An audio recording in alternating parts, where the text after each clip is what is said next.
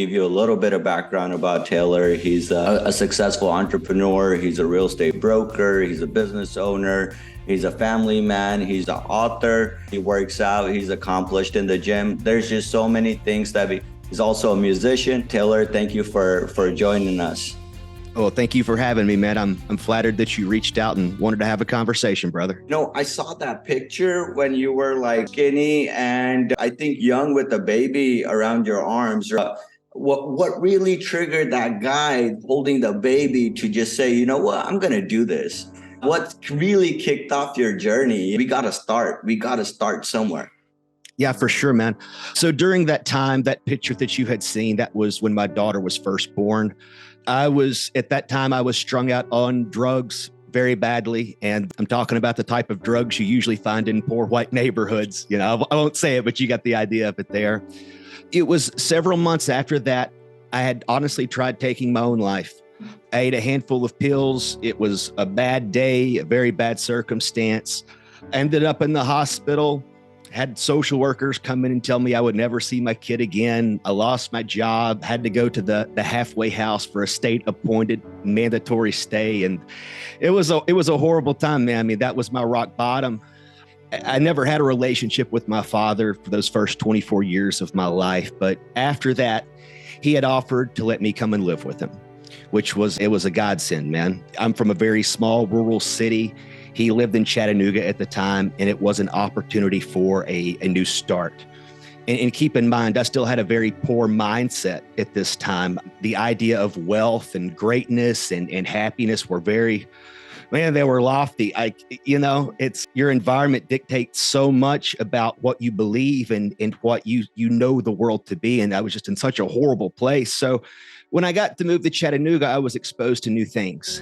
And it's an incredible story, man. I had moved there. I was looking for a job. I was going to car washes and pizza places. I mean, that's how short-sighted I was. I didn't think anything outside of, hey, where can I just make some money? And I went to the gym on a free 19-day pass.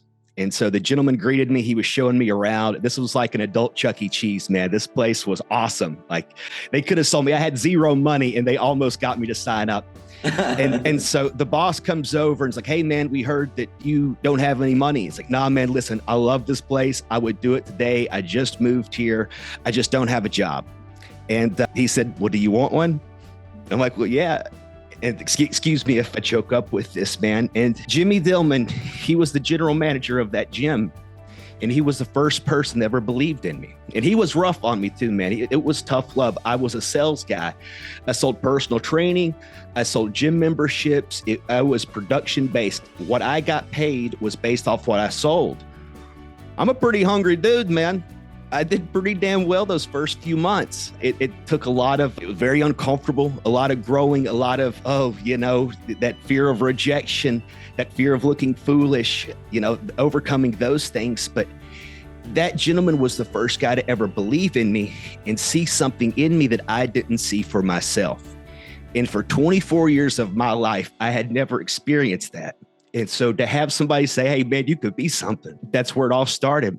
And so you take that belief that somebody has in you, coupled with just piss and vinegar of a world that didn't believe in you and circumstances that were so fucking bad, to say, you know what, somebody does believe in me. What if I believed in me too? And from there, it was just a succession of different jobs, different careers, different places. And I always kept leveling up, man. I always kept my eye open for opportunity.